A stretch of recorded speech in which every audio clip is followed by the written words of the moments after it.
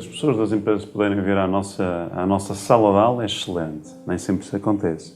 Muitas das vezes o que é que eu tento fazer? Tento estar atento àquilo que se passa à minha volta e depois trazer esse mesmo facto à realidade da aula.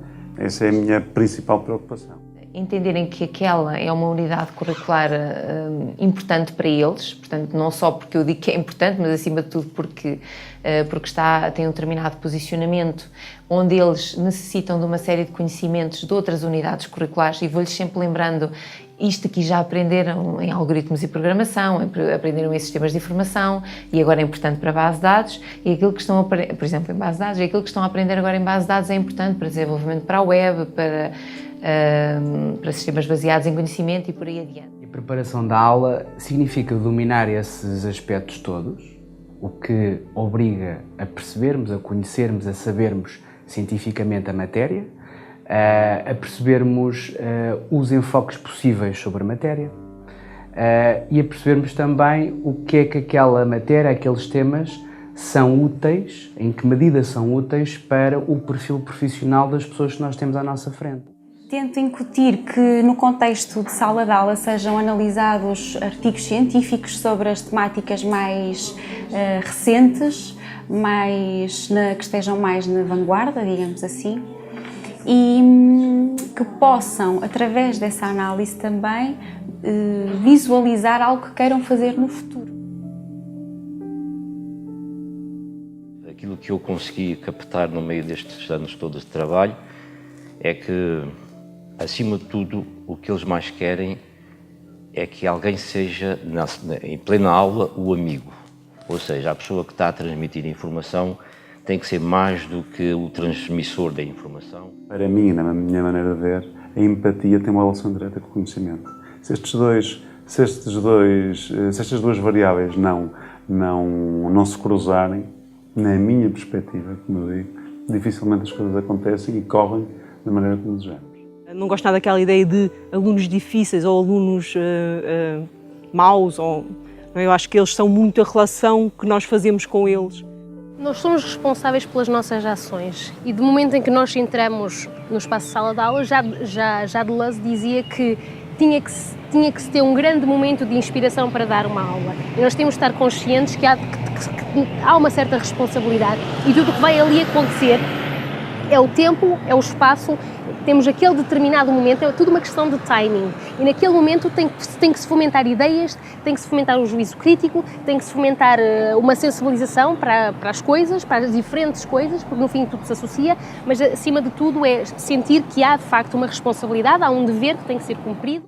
Acho que um aluno, como qualquer filho, para quem tem mais que um filho sabe que os filhos são diferentes, os alunos também o são. E o filho precisa de saber que existem princípios, que existe uma autoridade, que existe um caminho a palmilhar, e eu acho que é isso que a gente tem que fazer chegar aos alunos, quer dizer, eles podem ser diferentes, mas eles estão ali para tentarem construir um futuro. Passo logo para exemplos da vida real em que, olha, você entraria num avião feito por alguém que não sabe fazer aviões, mas sabe copiar aviões feitos por outros, não é? Não entrava porquê? Quer dizer, é a mesma coisa. Eles têm que saber o que é que estão a fazer, porque pode haver situações em que aquilo que está no exemplo não se aplica, pode ser perigoso, pode ter consequências catastróficas no sistema em que vai ser incorporado. E nós só sabemos isso se soubermos o que é que lá está, se soubermos raciocinar, se soubermos dizer, epá, isto está certo naquele cenário, neste já não está, por esta e aquela razão. Isto na engenharia tem a ver com isso. Muitas das vezes vamos desenvolvendo projetos de grupo, projetos coletivos, que abordam não só questões teóricas, não só questões de sensibilização artística, mas também envolvem questões relativas ao mundo do trabalho, sendo que no mundo artístico também a questão de trabalhar em conjunto, em equipa, está presente. Não há duas turmas iguais, os alunos mudam um bocadinho, isso é o suficiente para tudo ser feito de forma diferente. E isso é um ingrediente fundamental para colocar em favor de uma aula, em favor da eficácia de uma aula. É ter, digamos, os conteúdos organizados, ter previsto o que é para ser lecionado naquele dia, durante aquelas horas, mas também saber ajustar o guião. A disciplina de trabalho começa por nós, ou seja, se eu tenho uma aula às 9, eu como professor tenho que lá estar um pouco antes das 9, senão a partir daí não tenho autoridade nenhuma nos alunos. E acho que a maior parte dos meus colegas faz exatamente o mesmo tipo de abordagem. Eu acho que o ambiente tem que ser um ambiente de descontração, tem que ser um ambiente onde todos nos sentimos bem, onde aqueles 90 minutos, aqueles 120, 180, sejam minutos de, como eu digo, de puro prazer. Portanto, ser estimulante, ser entusiasmante, ser não ser apagado, faz muita diferença. A capacidade técnica e científica nunca se põe em causa. E depois o respeito, porque são pessoas que estão à nossa frente. Mesmo a matéria dada num contexto em que temos 20 alunos é completamente diferente de quando temos 80 ou 100, certo? Quando nós temos uma turma grande, a minha estratégia será mais primeiro tentar que eles próprios me ajudem a chegar, portanto, num caso qualquer, e eles me ajudam a chegar à solução, de forma acompanhada, e eu tento que nessa altura, tanto que os mais fortes no termos de conhecimento como os mais fracos colaborem, certo? Portanto, não tenham medo de dizer a sua solução, mesmo que podendo ela estar errada, não é? Portanto, podemos usar aquilo como um espaço de, ok, não está certo, onde é que não está certo e o porquê? Eu gosto de preparar as minhas aulas, mas às vezes os exemplos surgem de perguntas que os alunos fazem. E às vezes, no meio dos exemplos, eu brinco com eles e às vezes, pronto, há momentos em que estão todos a rir. Portanto, o humor é uma forma de quebrar a barreira, de chegar até eles. Às vezes eu brinco muito com os meus alunos. Certo que a teórica é fundamental, porque conhecer os fundamentos ou os domínios técnico-científicos são fundamentais, mas a componente prática ajuda sempre para que se sedimentem esses conhecimentos, não é? Portanto, experimentar, experienciar, ter as vivências, perceber como funcionam as coisas depois, são fundamentais. Muitas vezes há unidades curriculares em que a carga prática é importante, e isso se calhar convida mais a trabalhos de grupo, trabalhos práticos, a apresentações em grupo. E se nós não formos também teimosinhos e orientados, se perdermos um bocadinho o controle das coisas, pode acontecer, pode dar-se o caso, haver fenómenos em que há alunos que no meio do grupo têm um aproveitamento que não é compatível com os seus conhecimentos. Pronto, portanto, a teimosia tem que aparecer e tem que existir também nesses momentos no sentido de, mesmo numa avaliação do grupo, tenha de haver algum espaço para individualização.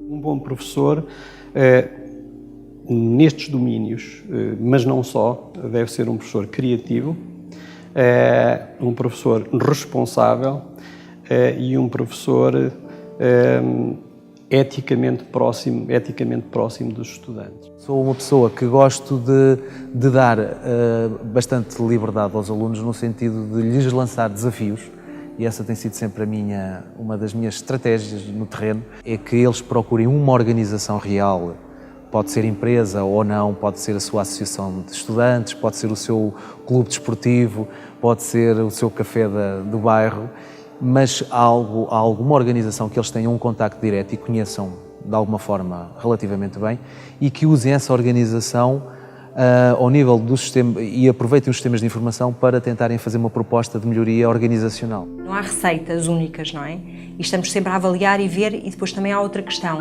Além de nós estamos a avaliar os nossos procedimentos, as nossas formas de fazer as coisas, cada pessoa é uma pessoa e cada aluno é um aluno.